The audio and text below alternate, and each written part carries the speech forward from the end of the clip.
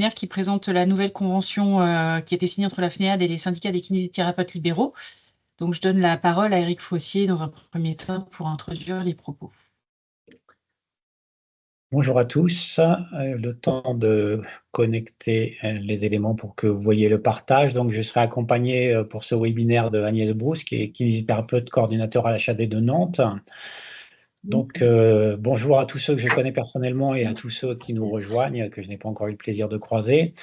On disait en aparté avant de commencer entre nous que finalement, les HAD qui démarrent l'HAD de rééducation sont les plus nombreux, puisque dans le PMSI l'année dernière, seulement 15 HAD avaient fait plus de 5000 journées de rééducation, ce qui fait que les HAD qui avaient plus de 12 à 15 patients prophylactifs sont une très petite minorité, et que beaucoup d'entre vous, puisque jusqu'à 140 autorisations d'HADR peuvent être données dans la réforme, beaucoup d'entre vous sont en train de se structurer, de réfléchir à leur partenariat pour monter ces filières. Donc, beaucoup de travail à venir et merci d'être là. Petit résumé quand même pour commencer, je pense que vous le savez, mais je reviens un peu dessus. Le kinésithérapeute en HAD peut avoir différents rôles. Il a un rôle dans l'achat des socles comme kinésithérapie accessoire ou réadaptation accessoire d'un patient qui vient pour un autre projet. Et dans ce cas-là, il a le plus souvent 1 à 4 séances par semaine. On ne peut pas le coder en principal pour ceux qui font du PMSI. Nous avions aussi des patients en achat des socles qui rentraient explicitement pour de la réadaptation. Donc, dans ce cas-là, ils ont au moins 5 séances par semaine avec un professionnel de rééducation, plus ou moins un éducateur à part. En tout cas, il n'y a pas 2 professionnels de rééducation. C'est des patients plutôt simples ou simplex avec, par exemple, ostéosynthèse du fémur de la personne âgée, rééducation d'accidents vasculaires simples, personne âgée, patient chuteur. Et puis, bien sûr, la nouveauté, c'est le développement des filières d'achat des rééducations qui sont là pour accueillir des patients plus complexes dans le cadre d'une filière spécialisée, qui peut inclure tout à fait les kinés libéraux au sein de cette coopération avec vos équipes, qui seront en tout ou partie salariés de l'HAD ou mis à disposition d'un établissement de SMR, par exemple, pour une prise en charge qui sera plus dense, qui sera pluriprofessionnelle, puisqu'il vous faudra au moins 2 professionnels de réadaptation et un médecin de rééducation. Pourquoi cette convention ? Eh bien parce qu'elle est née d'un constat de pratiques très hétéroclites en fonction des régions et des HAD, avec des conventions qui se négociaient localement et des grandes variabilités de rémunération. Un constat partagé de beaucoup d'entre vous de la difficulté récurrente à mobiliser des kinésithérapeutes libéraux en HAD compte tenu de la rémunération, qui est assez peu incitative, et aussi pour les lettres de mission, la façon dont on travaille ensemble, une complexité indéniable de la nomenclature des kinés qui comprend près de 80 actes, ce qui ne simplifiait pas nos relations pour dire qu'est-ce qu'on allait faire exactement comme projet thérapeutique. Donc une tendance tout à fait claire à l'époque de négociation de conventions de partenariat avec certains HAD dans certaines régions qui avaient des rémunérations très hétérogènes, et évidemment une tendance des syndicats de kinésithérapeutes à partager les meilleures conventions pour venir les proposer dans vos régions, et une tendance aussi à l'inflation de la rémunération dans des situations de concurrence locale. Si on rajoute à ça la croissance prévisible des actes de réadaptation en HAD qui va se développer avec ces nouvelles filières, il était important qu'on se mette d'accord avec nos collègues kinésithérapeutes sur une meilleure manière consensuelle de travailler, et puis sur notre capacité à différencier ce qu'on fera dans le socle qui reste possible. Je le redis pour ceux qui auraient un doute, la rééducation, la réadaptation en HAD socle avec 5 actes restera possible, même si vous n'avez pas de mention d'HADR, et quand bien même vous l'auriez. Ce ne sont pas tout à fait les mêmes patients ni les mêmes exigences. Ici, on vous a mis l'état des lieux avant le début de la convention. Donc, on voit que finalement, à part les barres en bleu qui sont nos conclusions, dans la plupart des cas, il existait déjà des rémunérations pratiquement équivalentes. Par exemple, la séance de kinésithérapeute, les différences sont minimes. Il y avait aussi une rémunération des coordinations. Donc, en effet, la convention, elle est un peu meilleure sur certains points, mais dans beaucoup de régions, elle était déjà négociée à ce niveau. Je vous ai mis ici un exemple de ce qui était en vigueur dans un HAD en 2022, avec d'une part une rémunération qui est un peu meilleure que celle de la convention, et d'autre part, on le voit bien, une forfaitisation des actes, puisque l'ensemble des actes concernés figurait sur cette page. Donc ce travail de négociation avec les syndicats, c'était aussi fixer un cadre structurant pour nos obligations dans le partenariat, mais aussi les obligations du kinésithérapeute libéral, pas que sur la traçabilité, mais quand même, et sur des modalités de rémunération qui soient partagées.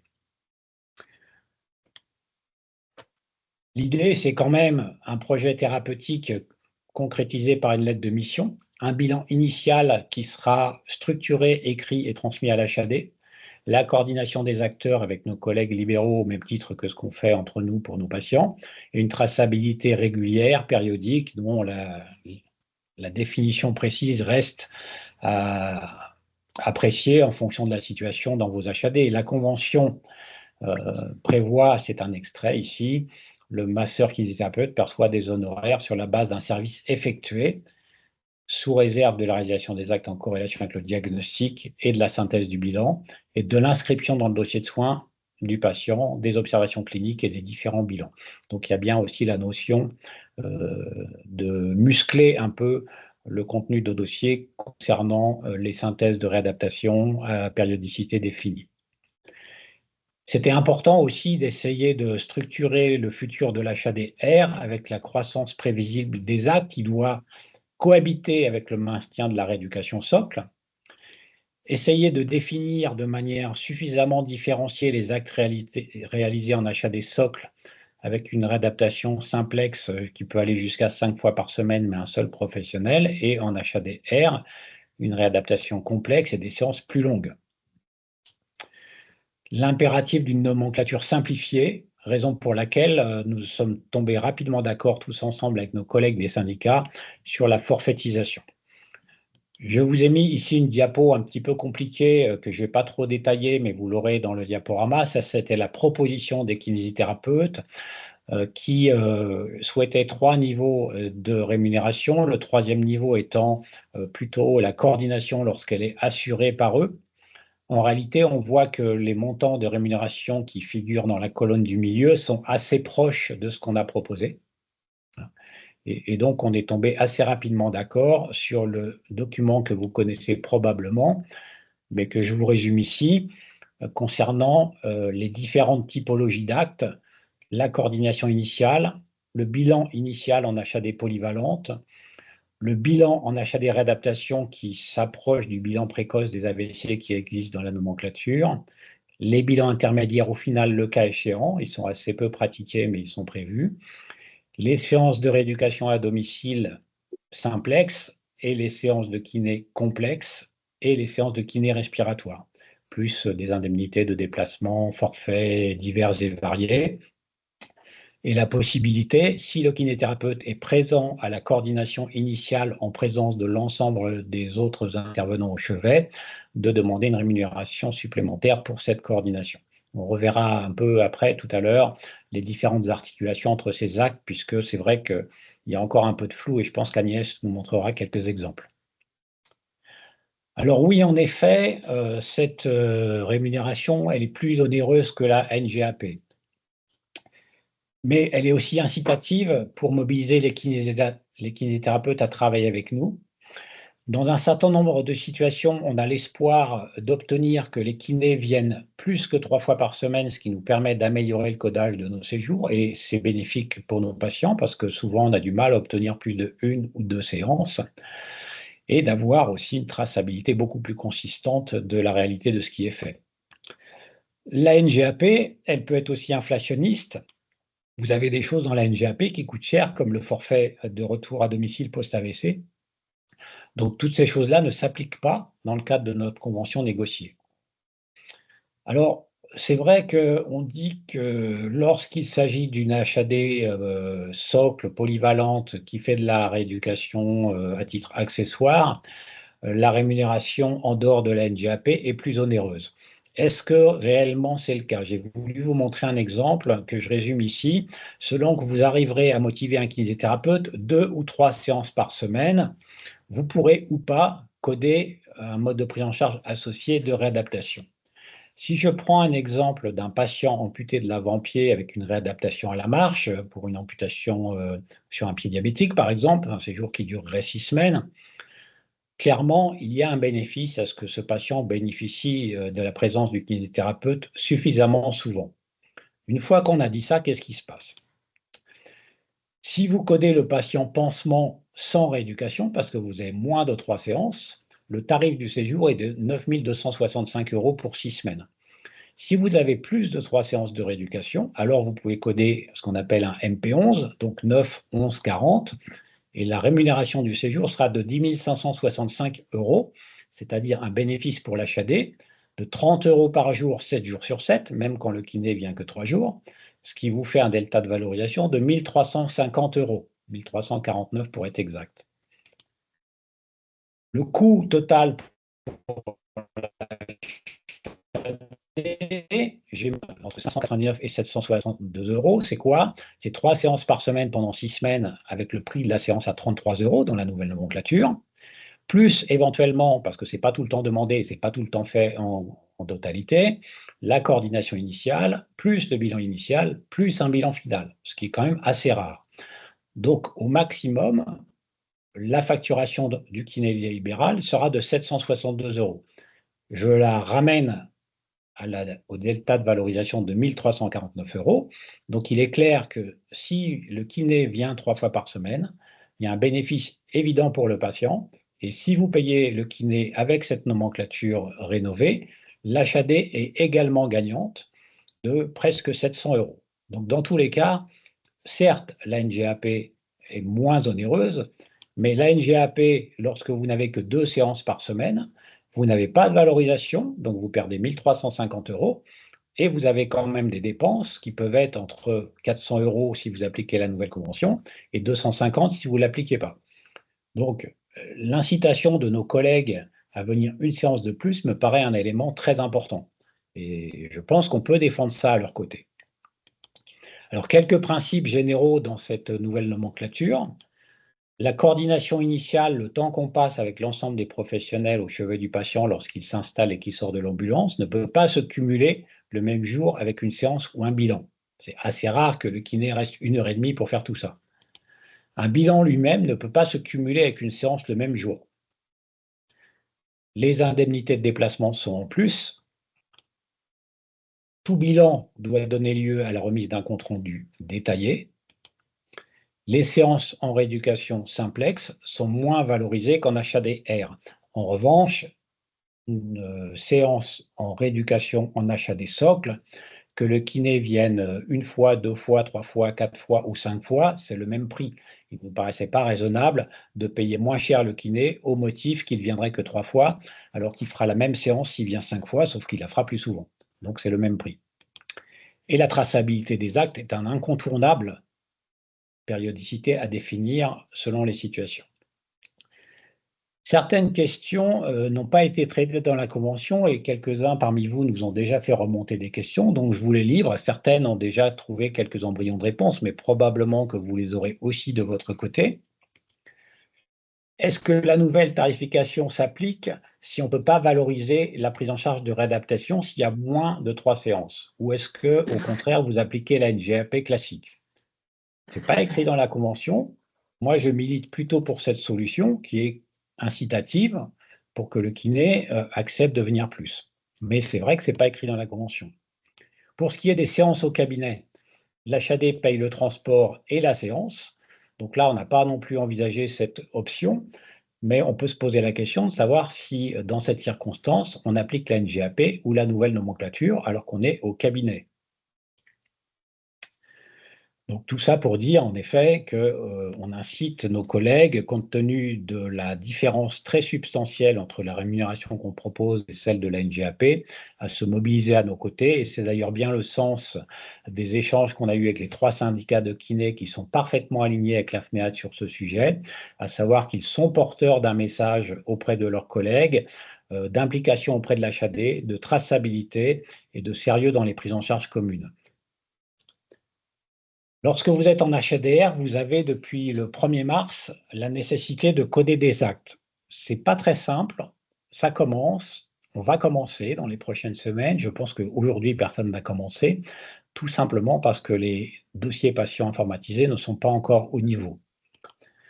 Ce que nous pensons, et sous la pression de la DGOS qui nous a imposé un recueil des actes pour pouvoir en contrepartie accepter que les éducateurs APA fassent partie de notre équipe et comptent dans les 5 séances, puisqu'il faut coder les actes, essayer d'en tirer peut-être des bénéfices à terme pour dire qu'il y a certainement une complexité en HAD, R, qui sera mieux décrite par le nombre, l'intensité des séances et le type d'intervenant que par la maladie elle-même, qui est le principe de tarification d'un futur hypothétique modèle en HAD. Donc, on va essayer de démontrer avec le recueil de ces actes, et on comptera sur chacun d'entre vous, de défendre le principe qu'une sévérité en HAD-R est peut-être démontrable avec, pourquoi pas, 3 niveaux de rémunération, celui de l'HAD socle, celui d'une HADR de sévérité 1 et celui d'une HADR de sévérité 2, qui sera en particulier la neurologie la plus complexe. Aujourd'hui, on est aux prémices du recueil, donc rien n'est commencé. C'est certainement pas en 2025 que ça va arriver, puisque beaucoup d'entre vous n'auront leurs autorisations que dans le courant de l'année. Donc, on est vraiment en apprentissage commun. Le recueil des actes, ça va passer par le DPI. C'est obligatoire pour les HAD-R à partir du moment où ils auront leur autorisation. C'est facultatif en réadaptation socle. Donc, vous aurez un nouveau fichier PMSI. Vos équipes DIM vont commencer à vous en parler. En quoi ça consistera? Il faudra saisir une séance qui sera toujours la même. Donc, ça, c'est générique. Il n'y a pas besoin de saisir précisément l'acte. Une durée qui sera en général dans le plan de soins, entre 30 et 120 minutes. Un intervenant, donc là, vous serez identifié par votre métier quand vous êtes en réadaptation, donc kiné, ergo, appareilleur, orthophoniste, neuropsychologue, médecin de MPR, etc. Et le fait que vous interveniez à domicile, seul ou en équipe. Aujourd'hui, aucun des pays n'est prêt. J'ai vu un peu certaines évolutions chez Domilink, mais ce n'est pas tout à fait prêt. Je ne sais pas où en sont les autres. Donc, 2025 restera une année test, puisque ce n'est pas bloquant dans le PMSI, même si le logiciel Arcan a une version qui n'est pas bonne et qui est en train d'être retravaillée, puisque ça bloque votre codage, donc depuis la version du 1er mars. Donc, je vous confirme que, en tout cas, le recueil des actes n'est pas bloquant dans le PMSI en 2025 et que ça ne servira pas non plus à vérifier si vous faites 5, 7 ou 9 séances auprès de vos patients. Donc, il n'y aura pas de screening de la conformité de ce qu'on fait à partir de ce recueil qui ne sera qu'embryonnaire. Donc, voilà ce que je pouvais vous dire d'un point de vue historique de ce travail très intéressant avec nos collègues des syndicats sur cette mutualisation de l'organisation au sein de nos HADR. Et je vais passer maintenant la parole à Agnès, tout en lui passant moi-même les diapos, pour un retour terrain après une année d'application de cette convention. Agnès, je ne vous vois pas, mais je vais essayer de me remettre. Voilà, je pense que c'est bon. Je suis tout à vous pour passer les diapos. Merci. Alors, on peut commencer donc la diapo suivante. Ah, je ne la vois pas. Voilà. Ça marche? Voilà. Alors, le contexte, donc en juin 2023, nous faisions le constat que pour trouver un kinésithérapeute libéral pour se déplacer à domicile, c'était assez difficile. Le deuxième constat, c'était que nous avions très peu de traçabilité des actes kinés dans le dossier papier qui était au chevet du patient. Il n'y avait pas non plus de communication entre l'HAD et les kinés libéraux. À l'époque, aucune convention n'était signée entre les kinés libéraux et l'HAD. Il n'y avait pas de convention, en tout cas, nous concernant. Les urgences kinés sur l'HAD de Nantes étaient gérées par les 2 équivalents temps plein salariés de l'HAD. Et la facturation était vraiment chronophage et plutôt complexe. L'HAD de Nantes avait le projet de mettre en place l'HAD de réadaptation pour 2024 et avec la volonté de faire intervenir les kinés libéraux dans les prises en charge. Donc, on s'est dit qu'il fallait déployer le dossier informatisé du patient, donc chez nous c'est MobiSoin, et de mettre en place la convention kiné avec l'HAD. Diapo suivante. Alors, la mise en place, le hasard du calendrier ne nous a pas forcément facilité les choses, mais ça s'est fait, et donc c'est possible. En fin d'année 2024, nous avons déployé le MobiSoin pour les kinés libéraux. Après, donc on a envoyé à tous les kinés libéraux de notre répertoire la proposition de l'accès à MobiSoin. En février 2024, donc il y a eu l'accord cadre de la FNEAD avec les syndicats de kinés. Puis le 22 février, il y avait la revalorisation concernant les actes NGAP. Nous, ça nous a permis de discuter avec l'URPS Kiné Pays de la Loire sur une charte de bonnes pratiques. Et en mars, nous avons envoyé les conventions à tous les kinés libéraux de notre répertoire pour une mise en application au 1er avril avec la nouvelle tarification pour ceux qui avaient signé la convention. Et une fois qu'on a fait ça, à chaque nouvelle prise en charge, nous proposions au kiné libéral la signature de la convention. Alors là, c'était même plus qu'une proposition, c'était plutôt une obligation de signer la convention. Et puis l'accès à MobiSoin, qui était à ce moment-là une proposition assez forte. Diapositive suivante. Diapositive suivante.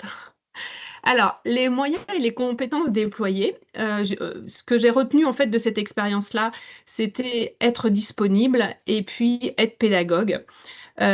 Pour pouvoir faire toutes ces étapes-là, la signature de la convention, les accès des pays, donc ça concernait un certain nombre de kinés libéraux. Il a fallu les informer des cotations parce que finalement, à notre grande surprise, ils n'étaient pas tous au courant de cette augmentation tarifaire. Et il fallait les réinformer sur le fait que cette augmentation tarifaire avait une contrepartie, c'est qu'on souhaitait avoir le bilan et qu'il y ait une traçabilité dans MobiSoin. Ensuite, on a eu une période intermédiaire où on recevait encore des factures papier, ce qui est toujours le cas d'ailleurs, mais plus ça va, moins on en a. Et il fallait expliquer en fait qu'il n'y avait pas de rétroactivité sur sur les nouveaux tarifs, hein, puisque eux considéraient que à partir du 1er avril, c'était la nouvelle tarification, mais les séances précédentes aussi. Donc, il a fallu réinformer. Et puis, nous vérifions systématiquement la traçabilité dans le dossier informatisé quand les séances étaient validées sur MobiSoin. Et il a fallu, donc c'est vraiment une boucle où il faut réexpliquer, rappeler et leur dire quand c'était bien fait. Donc c'est vraiment beaucoup de communication auprès des kinés libéraux, ce qui était très intéressant parce que ça a permis d'établir un lien entre l'HAD et les kinés libéraux. Diapositive suivante. Alors, les impacts qui sont plutôt positifs, ce que l'on a constaté au niveau de la coordination, c'est que les infirmières de coordination passaient beaucoup moins de temps à rechercher un kiné libéral, puisque finalement, les premiers kinés libéraux qu'elles appelaient répondaient plutôt positivement, donc elles n'avaient pas besoin d'appeler plusieurs cabinets. L'autre effet, c'est que les délais de prise en charge étaient plus rapides, c'est-à-dire entre le moment de l'appel et le moment de l'intervention du kiné libéral, ce délai-là était plutôt assez court. Donc, les déplacements au domicile étaient mieux acceptés. Les kinés libéraux, vu l'indemnité forfaitaire de déplacement et la tarification, sont plutôt enclins à aller au domicile.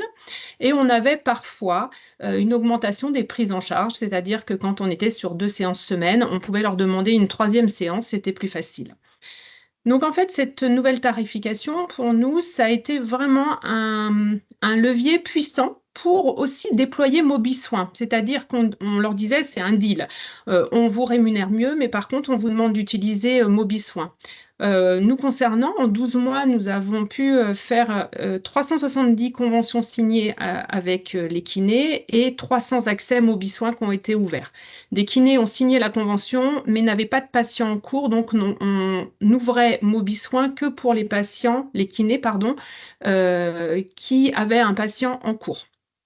Et un levier puissant aussi pour une meilleure traçabilité. Bon, c'était pas très compliqué puisqu'on n'en avait quasiment pas, donc voilà. Et puis de demander un bilan initial aussi, chose qui était peu faite. La facturation a été simplifiée puisque nous n'avions plus que 4 actes au lieu des 80 dans la NGAP. Et puis, ce n'était pas inintéressant du côté de l'URPS puisqu'on a pu négocier cette charte de bonne pratique sur laquelle on s'appuie encore aujourd'hui. Diapositive suivante. Alors, sur la facturation, sur l'année 2024, on peut constater sur la réception des factures que nous avons quand même, vous voyez en partie verte, ce sont les factures reçues conformes et en partie rouge, les non conformes. Et après, on a essayé de voir quels étaient les types de non-conformité et ce qui posait problème dans la facturation. Le gros tiers, c'était un problème sur la cotation des séances. Alors pourquoi? Parce que justement, il y avait d'abord une confusion entre les cotations HAD et les cotations NGAP. Et puis, il y avait des cotations, en fait, il faisait soit un bilan plus une séance, enfin, on le verra tout à l'heure, mais il y avait des confusions sur comment on fait à l'HAD et comment on fait avec la NGAP. La deuxième grosse partie de non-conformité concerne le bilan. Et plusieurs choses, on retrouvait soit des bilans qui étaient facturés qui n'étaient pas donnés, donc avec l'habitude, comme pour la NGAP, de facturer de façon systématique la séance et le bilan. Sauf que nous, quand on a une facturation d'un bilan, on veut le bilan qui soit dans le dossier ou en tout cas en version papier. Donc ça concerne un certain nombre quand même dont on n'avait pas le bilan.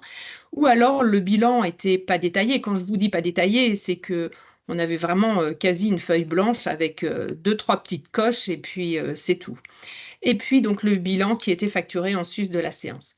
Après arrivent d'autres petites problématiques sur les indemnités kilométriques, des séjours hors HAD, ou même pas du tout de facture, c'était juste une feuille de suivi ou pas de date sur la facture. Voilà les différents problèmes qu'on rencontre.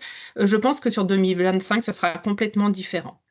Alors, ça, c'est une facture très récente puisqu'elle date d'il y a à peu près 3 semaines, un mois, et elle me semblait intéressante en exemple. Alors, je vous rassure, hein, ce n'est pas du tout la majeure partie des factures, mais elle condense assez bien ce qu'on peut retrouver en erreur.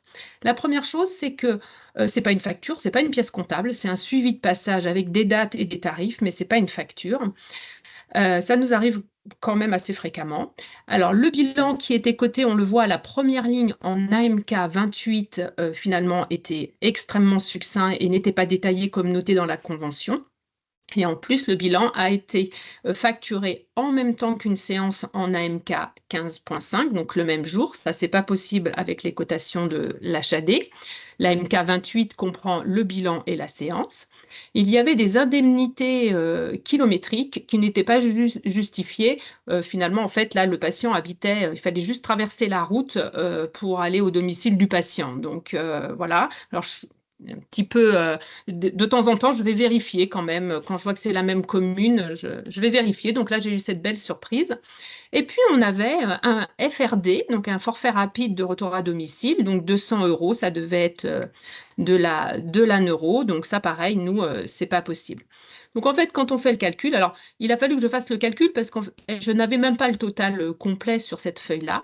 On nous demandait un total de 406 € et quand on corrige la facture, on est à 220 €, ce qui n'est pas tout à fait la même chose. Finalement, en rappelant la kiné et en lui expliquant les différentes erreurs qui étaient effectuées, je m'attendais à avoir une kiné qui allait être réfractaire et ne pas comprendre. Et finalement, elle m'a très gentiment dit, bah oui, j'ai trouvé ça un peu bizarre qu'on puisse faire tout ça, mais bah, je l'ai mis des fois que ça passerait finalement. Donc, quand on explique aux kinés les raisons pour lesquelles c'est pas possible, ils sont extrêmement compréhensifs. Diapo suivante. Alors, des remarques sur la cotation du bilan. Donc, l'habitude des kinés de coter un bilan plus une séance le premier jour de façon systématique et sans même donner le bilan. Nous, le problème qu'on a trouvé aussi, c'est qu'ils cotaient le bilan quand ils le cotaient en AMK 28, mais ils n'avaient pas compris que c'était vraiment un bilan complet. Alors, vous pourrez me poser la question, qu'est-ce qu'on appelle un bilan complet? Donc ça, c'est un peu une question délicate. Mais ça nécessite aussi d'aller voir systématiquement le bilan qu'a réalisé le kiné. Et quand même, bien souvent, ils jouent le jeu, ils font un bilan, mais il est quand même succinct. Donc là, du coup, quid de la cotation du bilan qui est succinct? Et il faut quand même dire que sur certains patients, on n'a pas non plus besoin d'avoir un bilan extrêmement détaillé.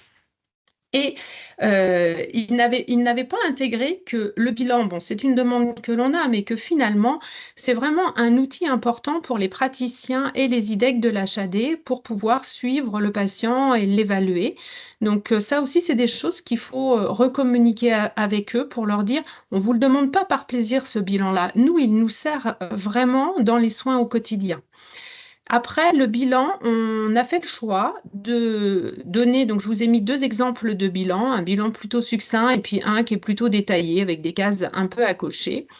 Mais on laisse le kiné libre, soit il utilise les outils qu'il a dans son cabinet, soit c'est sur feuille libre, enfin peu importe, on les laisse libres du moment qu'on ait un bilan. Et puis les bilans intermédiaires ou le bilan final, très honnêtement, on peut les compter sur les doigts d'une main, il y en a très très peu, sauf quand on les demande, quand ce sont des séjours assez longs, des patients qui restent plusieurs mois en achat des socles. Nous, on a l'exigence tous les 6 mois d'avoir un bilan actualisé. Diapo suivante. Alors, des remarques sur la cotation des séances. Il y avait un mélange entre les séances de réadaptation et des séances de rééducation avec une confusion entre ce qui est noté, donc séance de réadaptation globale pour l'achat des polyvalentes qui est en 15.5. Donc là, on a bien le terme réadaptation. Et on a pour la MK20 la séance de rééducation complexe, mais c'est pour l'HAD de réadaptation. Donc le fait que le mot réadaptation soit mise et dans le AMK20 et dans le AMK 15.5, ça peut porter à confusion. Donc en fait, nous maintenant, on parle d'HAD socle et d'HAD de réadaptation simplement. Le cumul de 2 séances, de 2 cotations sur une même séance, en particulier pour la kinésithérapie de désencombrement respiratoire, où les kinés nous mettent facilement un AMK 15.5 de rééducation avec en plus le désencombrement respiratoire. Donc ça, c'est possible dans la NGAP, mais du coup, à l'HAD, ce n'est pas possible. Le forfait rapide, on en a parlé tout à l'heure. Alors pourquoi on ne peut pas mettre le forfait rapide? Parce que finalement, en HAD, on est une hospitalisation. Certes, à domicile, mais c'est quand même une hospitalisation. Et du coup, on ne peut pas avoir ce forfait rapide à domicile. La séance au cabinet, nous, on posait la question tout à l'heure avec Éric Fossier. Nous avons fait le choix que lorsque la séance est réalisée au cabinet, on applique la cotation NGAP. Et cette cotation NGAP, avec les 80 codes NGAP, c'est un peu complexe pour nous. Donc, on a fait le choix de mettre une cotation moyenne de 10.5 pour tous les actes réalisés au cabinet du kiné. S'il n'y a que 2 séances par semaine, quelle cotation? Bon, on se pose la même question. Alors, actuellement, nous, on met la cotation HAD et on ne met pas une cotation NGAP. Et puis, parfois, on peut avoir... rarement, mais il faut quand même le savoir, des kinés qui, pour le coup, qui suivent le patient avant l'HAD, qui le suivent pendant leur séjour HAD, et puis là, on voit une augmentation de la fréquence. Ils passent beaucoup plus régulièrement voir le patient parce que les cotations sont plus intéressantes. Là, un des leviers que l'on a, c'est la prescription médicale. Quand elle est effectuée avec une fréquence, elle s'impose au kiné qui doit respecter la fréquence. Et puis surtout, la planification sur Mobisoin avec des jours précis.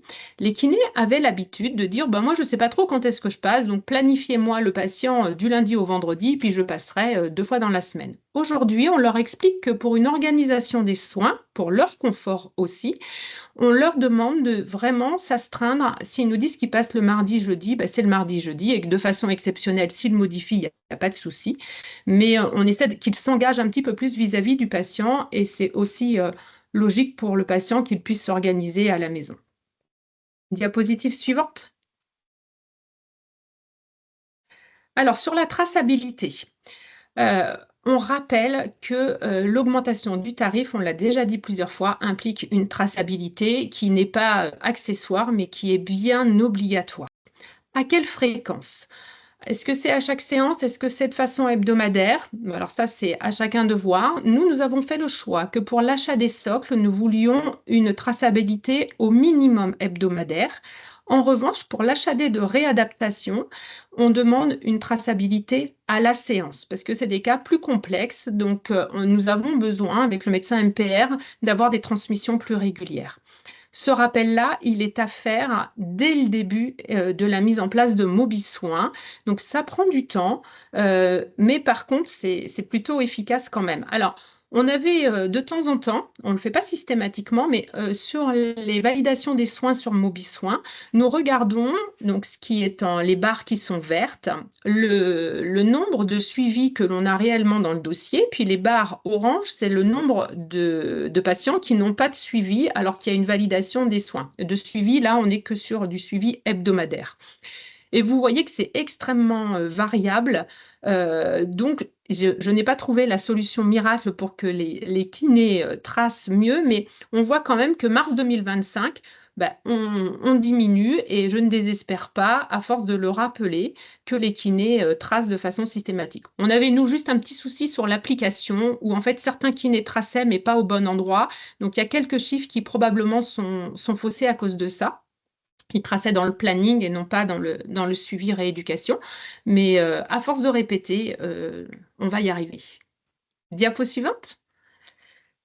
Alors, les freins, et c'était une des questions, les freins à la signature de la convention, certains disaient non, non, moi je ne veux pas signer la convention. Et quand on les interroge, mais pourquoi vous ne voulez pas signer la convention? Ah, parce qu'il y a un passage qui nous dit qu'il faut qu'on ait un remplaçant pendant nos congés et que nous, c'est difficile pour avoir un remplaçant pendant nos congés. Alors, en fait, ce n'est pas tout à fait ce qui est écrit dans la convention, c'est qu'ils doivent chercher un remplaçant, mais qu'effectivement, on peut comprendre, ils ont aussi des contraintes et on peut comprendre qu'il n'est pas de remplaçant. Donc ça, quand on leur explique, ça va déjà mieux.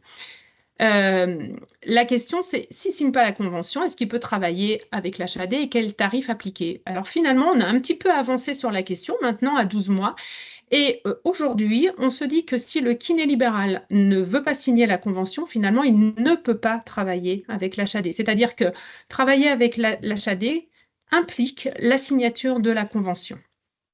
La durée des séances à domicile, on imaginait que avec cette nouvelle tarification, on allait avoir des séances qui allaient peut-être être plus qualitatives. En fait, on n'arrive pas trop à l'estimer, mais c'est très variable, non pas en fonction de la MK 15.5 ou de la MK 20, mais plutôt variable en fonction des kinés qui interviennent à domicile. Et donc, ce que je vous disais tout à l'heure, sur MobiSoin, on ne pouvait pas mettre les 80 actes de la cotation NGAP. Donc, on a mis une cotation 10.5. Et alors, petite chose anecdotique, mais qui peut avoir son importance au niveau informatique, c'est qu'au départ, quand on avait mis un AMK 10 et en fait, l'AMK 10 se confondait avec la cotation RESPI et on avait des soucis sur le forfait déplacement. Donc, on a choisi 10.5 et de différencier les deux. Voilà ce que je pouvais vous dire sur nous, l'application de la convention et des nouveaux tarifs pour les kinés libéraux à Nantes. Merci beaucoup. Fin de cette première partie, on va arrêter le partage d'écran et se resynchroniser pour pouvoir vous voir. Voilà. Donc, nous avions, je crois, un certain nombre de questions qui ont peut-être en partie été déjà abordées dans notre proposition. Peut-être certaines vont l'être maintenant. Je crois qu'il y avait des questions sur comment faire pour signer les conventions. Est-ce que le kiné doit être conventionné ou pas? Donc Agnès vient d'y répondre.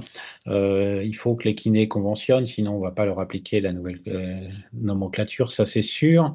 Et une autre question qui concernait plutôt la montée en puissance de cette nouvelle coopération avec les collègues libéraux et en particulier quelle relation avec les URPS et les syndicats. Sur ce sujet-là, moi je crois qu'il faut se dire deux choses. Il est très important d'aller au-devant des URPS et des syndicats de kinés de vos territoires, vous leur expliquez la philosophie de notre convention,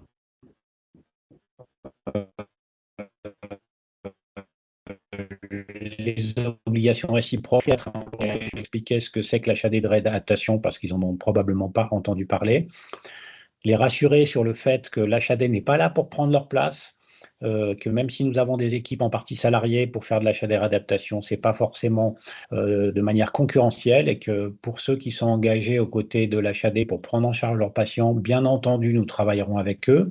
Donc ce travail d'interconnaissance, il est très important et ça sera certainement utile pour qu'ils soient aussi des partenaires pour aller au-devant de leurs collègues du même territoire, pour lever les incompréhensions, pour peut-être, pourquoi pas, organiser des séances nocturnes ou vespérales de réunions sur la présentation de cette nouvelle convention. En tout cas, peut-être que ça ne se découvre pas kiné par kiné, sans qu'il y ait un travail partenarial sur votre territoire plus élaboré. Donc moi, si j'ai une recommandation à faire pour l'avoir vécu et entendre un certain nombre d'entre vous qui l'ont fait, ce travail préalable de décryptage et d'interculturalité est important.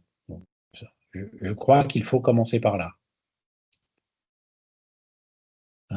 Qu'est-ce qu'on avait d'autre comme question? Combien de séances minimales de rééducateurs par semaine sont obligatoires? Donc, j'imagine que c'était en HAD de réadaptation. On est à 5 séances de rééducation par au moins 2 professionnels de la rééducation différents. Et puis sur l'HAD socle, du coup, en fonction, ce sera soit valorisé en MPA s'il y a 3 séances au minimum, sinon non valorisé. Le bilan initial est-il considéré comme un acte?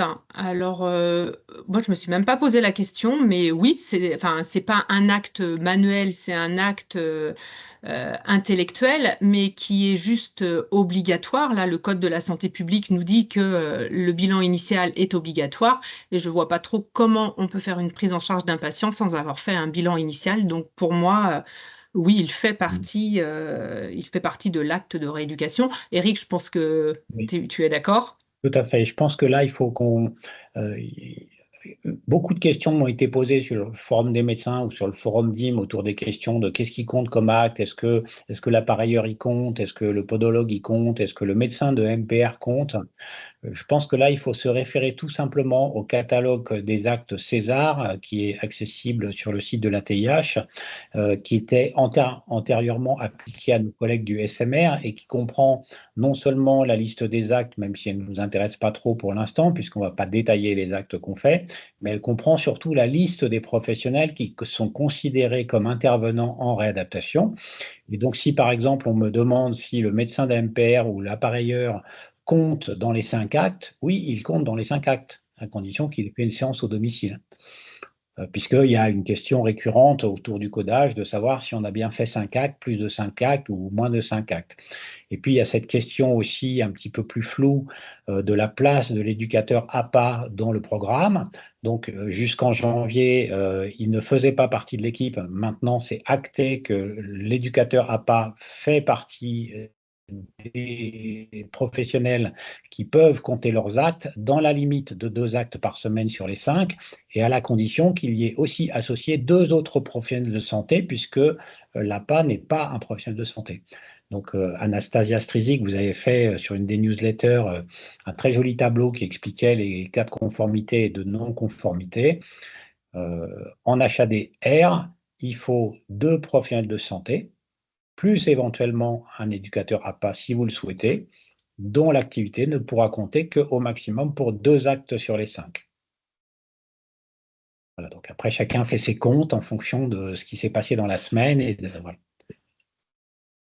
Le bilan final, il y avait une question sur le bilan final est-il obligatoire? Nous ne le rendons pas obligatoire parce que bien souvent, les kinés libéraux interviennent dans la prise en charge en HAD et poursuivent Ensuite, en libéral, et en fait, comme on a des transmissions régulières, à la fin du séjour, il y a quand même par le médecin MPR un courrier de fin de séjour qui reprend les différents éléments grâce au suivi qui sont faits régulièrement. Donc, nous ne demandons pas de bilan final. Je vois une question assez difficile. Que faire lorsque l'HADR est mis en place pour un patient qui avait déjà un kiné libéral, qui refuse de signer la convention, mais qui exige de continuer ses séances pendant le séjour? Alors là, vous avez une double difficulté puisque il ne peut pas facturer à l'assurance maladie pendant un séjour HAD, c'est interdit. Donc, il y aurait une question d'indu.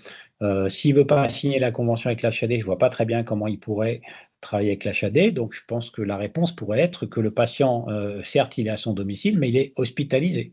Ça change les conditions d'intervention du kiné libéral. Et s'il ne veut pas signer la convention HAD et qu'il ne veut pas travailler avec vous, il ne peut tout simplement pas facturer ses actes en libéral. C'est interdit par la loi et la Sécu reviendra lui reprendre les honoraires. Donc, je vous encouragerais même à garder ce dossier en tête pour le cas où des indus reviennent et vous assurer qu'il n'y a pas eu une facturation parallèle. Je vois que certains nous ont demandé le modèle de convention et de nomenclature. Donc, bien sûr, Guenièvre mettra ça dans le petit package avec le diaporama que nous vous avons présenté. Les séances de balnéothérapie. Alors, les séances de balnéothérapie, eh bien, si l'HAD paye le transport, la séance et tout le reste, ça peut compter dans vos actes. Mais sinon, non. Alors, à moins que ce soit de la balnéothérapie au cabinet, peut-être. Ça sera peut-être une séance cotée en NGAP avec balnéothérapie, je ne sais pas. Et j'en profite pour faire un petit parallèle avec la question de l'HADR et de l'hôpital de jour de SMR. Il est parfaitement possible de cumuler un séjour d'HADR et des journées d'hôpital de jour de SMR, comme de l'appareillage, des bilans aérodynamiques, des séances d'appareillage, et j'en oublie probablement. Simplement, vous aurez à remplir quand même vos obligations de 5 séances au minimum dans la semaine sur les jours qui restent où le patient est là.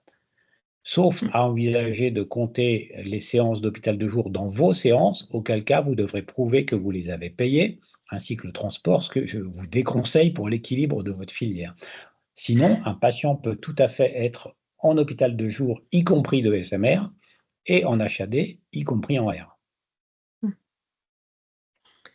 Il y avait une autre question, mais concernant Mobisoin, j'imagine, pour la zone commentaire, quand les kinés valident la séance, il y a une zone commentaire, on nous demande à quoi ça sert. En fait, cette zone commentaire sert dans l'hypothèse où ce serait un remplaçant du kiné qui interviendrait, donc pour noter, c'est mon remplaçant qui a fait la séance. Du coup, comment faire? On ne peut pas neutraliser cette zone commentaire. On l'a essayé de le demander à Mobisoin, c'est pas possible. Donc là, il faut vraiment communiquer auprès des kinésithérapeutes en leur disant c'est pas à cet endroit-là qu'on vous demande de tracer. Et il y avait une autre question sur le bilan initial. Est-ce qu'il y a un questionnaire nous, on a le bilan initial, soit ces versions papier, et puis qu'on le scanne et qu'on met dans le dossier. On a aussi créé un métaformulaire où les kinés peuvent le remplir directement. Voilà. C'est pas forcément très commode, mais il est proposé aussi en métaformulaire dans Mobisoin. Je vois aussi une question sur la cotation appliquée pour les APA. Donc, c'est vrai qu'on m'a posé la question récemment. C'est un peu aujourd'hui un scotome, on ne l'a pas pensé, tout simplement pour la simple raison que dans la majorité des cas, les éducateurs APA sont salariés de nos structures ou salariés des SMR qui nous les mettent à disposition et que dans ce cas particulier, il n'y a pas une question de cotation au sens de la rémunération. On paye les salaires des professionnels qui travaillent avec nous d'une manière ou d'une autre. En revanche, si vous aviez des APA en libéral, eh bien là, en effet, pour l'instant, on n'a pas envisagé cette rémunération. C'est un point qui pourrait être abordé en complément ou voir avec les propositions des uns et des autres comment vous faites pour ajuster la convention. Alors du coup, nous, sur l'HAD de Nantes, on a pour projet de faire intervenir les APA et on a fait le choix de passer par l'association Ciel Bleu avec laquelle on a conventionné et on a déterminé un tarif. Même chose pour les ergothérapeutes libérales, où on a essayé d'établir un tarif en prenant en compte ce qui est fait pour les kinésithérapeutes et ce qui peut être fait avec le Prado Ergo qui est fait sur Nantes. Voilà, avec une convention et puis une tarification qu'on a pu proposer. Mais c'est propre à l'HAD de Nantes, là. Je vois encore une question qui nous avait été posée en amont et à laquelle on n'a pas répondu, sur le besoin de récupérer de manière concomitante le diplôme et l'inscription à l'ordre. J'imagine c'est tout simplement parce que, étant inscrit à l'ordre, on suppose que le kiné a son diplôme. Bon, c'est en effet une question un peu administrative de chacun de nos HAD, donc je ne vois pas trop l'intérêt d'avoir les deux, en effet. Ben, oui, et puis dans la convention, en fait, il y a une partie obligation du kinésithérapeute et le kiné atteste qu'il remplit les conditions pour exercer sa profession. Donc, on espère qu'il a quand même son diplôme, qu'il a une responsabilité civile et qu'il peut fournir l'attestation. Donc, en fait, il s'engage lui-même à donner les éléments, mais nous, on ne les récupère pas.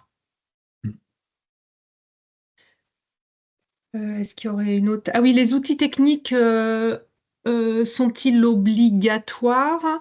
Donc là, on est sur l'achat des socles. Donc oui, le système de communication à distance, en général le téléphone, et puis le dossier patient informatisé qui est incontournable en fait dans les prises en charge communes, kinés libéraux et HAD. Dans la réforme des autorisations au sens large de l'HAD en vigueur pour l'essentiel dans la majorité de vos HAD maintenant, l'accessibilité aux dossiers informatisés 24 heures sur 24 fait partie de la continuité des soins obligatoires. Donc en effet, oui, tout le monde n'a pas encore déployé les outils informatiques en mobilité, mais au moins en théorie et dans les prochains mois, il faut envisager que nos outils informatiques soient accessibles 24 heures sur 24 à l'ensemble des professionnels faisant partie de la prise en charge. Alors, il y a une autre question peut-être pour vous, Eric. Y a-t-il une alternative à un médecin MPR? Alors, la définition du médecin MPR, elle est donnée dans le décret qui est paru en décembre 2022, si mes souvenirs sont exacts. C'est en fait de tout diplôme qui donne droit à la reconnaissance ordinale de la compétence en rééducation et aussi 3 années d'exercice dans un SMR de mémoire polyvalent ou neurologique, me semble-t-il. À vérifier dans le texte. Mais donc, c'est évidemment la spécialité de MPR, mais aussi ceux qui ont obtenu la compétence avec une reconnaissance ordinale et l'expérience de 3 ans. Donc, en pratique, quand vous conventionnez avec un SMR qui met à disposition un professionnel de MPR, si vous avez un professionnel de MPR qui remplit les conditions d'exercice et l'expérience surtout, mais que ce n'est pas tout le temps lui qui vient et que vous avez un autre collègue qui a la compétence MPR mais pas les 3 ans d'expérience, franchement, je ne crois pas que ce soit trop le sujet. Parce que ça a pu arriver, je me souviens d'un HAD qui a démarré avec tel professionnel qui avait l'ensemble des compétences, puis qui, pour des raisons d'organisation interne de ce SMR, a souhaité qu'on travaille avec un autre médecin MPR qui avait tout à fait les compétences, mais qui était plus jeune. Pas de souci, on l'a pris quand même, hein. On remplit les conditions, je pense. Il est chapeauté, entre guillemets, par son établissement et son collègue chef de service. Moi, j'avais une remarque à faire parce que nous avons fait dernièrement en janvier une grande enquête auprès des kinés libéraux et c'est une question qui revient régulièrement. Nous ne pensons pas suffisamment à inviter les kinés libéraux à nos synthèses pluridisciplinaires qui sont hebdomadaires. Et ça, c'est probablement un tort parce que les kinés libéraux sont finalement, surtout dans les patients HADR, très, très demandeurs d'échanges avec leurs collègues rééducateurs. Donc, je pense que c'est quelque chose à valoriser aussi. Et quand en plus on peut les rémunérer pour ça, c'est tout à fait intéressant. Et j'ajouterais aussi que si vous avez de la chance dans vos HAD d'avoir, comme c'est le cas pour Agnès à Nantes, un professionnel de réadaptation dans l'HAD qui est le coordonnateur qui va mettre de l'huile dans les rouages et s'assurer de l'organisation de la prise en charge, qu'il soit kinésithérapeute ou ergothérapeute. C'est très intéressant pour discuter avec les pairs libéraux parce que vous parlez le même langage, on parle des patients et ce n'est pas l'HAD qui surplombe la question, c'est bien un échange entre pairs sur un programme pour nos patients. Donc, je crois que ça, c'est très intéressant. Et je réponds à une autre question qui reste pendant la minute qui nous reste. Sur l'HADR, prise en charge orthopédique 5, par exemple, arthroplastie de hanche ou de genou, quid du nombre de 2 rééducateurs obligatoires si dans le plan de soins, il n'y a que de la kiné et de l'activité physique adaptée?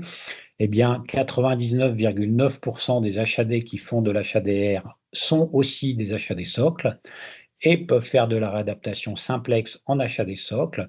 Donc, ce type de patient de moins de 65 ans avec des arthroplasties sans complications relève indéniablement de la rééducation orthopédique en HAD socle, ce que vous pourrez tout à fait faire. Aujourd'hui, le tarif est le même, mais il sera peut-être un peu différent dans quelques mois, on l'espère en tout cas pour le R, mais ça n'interdira pas de rééduquer ces patients en HAD, mais simplement, ça ne sera pas du R au sens de la réglementation. Et c'est logique parce qu'on a vraiment une gradation de la sévérité des parcours et on ne peut pas décemment imaginer qu'une arthroplastie simplex soit rééduquée avec le même niveau de rémunération et de complexité qu'un AVC semi-récent qui va mobiliser kiné, ergo, orthophoniste, neuropsychologue et probablement beaucoup d'autres soins. Donc on défend aussi cette vision d'une HAD de réadaptation graduée pour ne pas galvauder le modèle et considérer qu'en effet, si on peut demander une rémunération supplémentaire pour cette rééducation complexe, il faut qu'elle se différencie tout à fait de la rééducation la plus simple. Je crois que nous avons en tout cas bouclé les questions que je peux voir. Il est 14h57. Gueniève va vous envoyer notre support et la convention et les différents éléments. Pour ceux qui auraient des questions subsidiaires, j'espère qu'une partie d'entre vous utilise les forums de la FNEAD et nous répondrons volontiers à vos questions à travers ce canal. Il y en a beaucoup, on y répond régulièrement, mais il y en a toujours des nouvelles. Donc n'hésitez pas et bon courage à tous ceux qui débutent parce que vous êtes nombreux, je pense, à mettre en place cette filière. Et je vois une question, disposez-vous d'un listing des HAD qui ont mis en place la mention R? Je peux vous dire qui en a fait l'année dernière dans le PMSI, mais je ne peux pas vous dire qui a commencé pour cette année. Mais en tout cas, nous réfléchissons à la FNEAD à lancer des forums de discussion ou d'échange d'une manière ou d'une autre pour les HAD de spécialité, antépartum, postpartum, enfants de moins de 3 ans et R. Donc, on espère qu'on aura un canal de diffusion spécialisé quelque part, comme on l'a pour la pédiatrie avec l'AFPAD, qui permettra aux professionnels qui se sont engagés de se retrouver entre eux. Tout à fait. Nous allons ouvrir très prochainement les mailing lists sur les différentes mentions spécialités. Mais on n'a pas encore de listing d'ailleurs, puisque le régime des autorisations n'est pas terminé. Il y a certaines HAD qui n'ont pas encore leur décision sur le territoire. Ben, merci beaucoup Eric, merci Agnès. Je vous envoie du coup tous les documents nécessaires et le replay d'aujourd'hui. Donc merci à tous pour votre participation. Bonne fin de journée à bientôt. tout le monde. À bientôt. Au revoir. Au revoir. Au revoir. Au revoir, merci.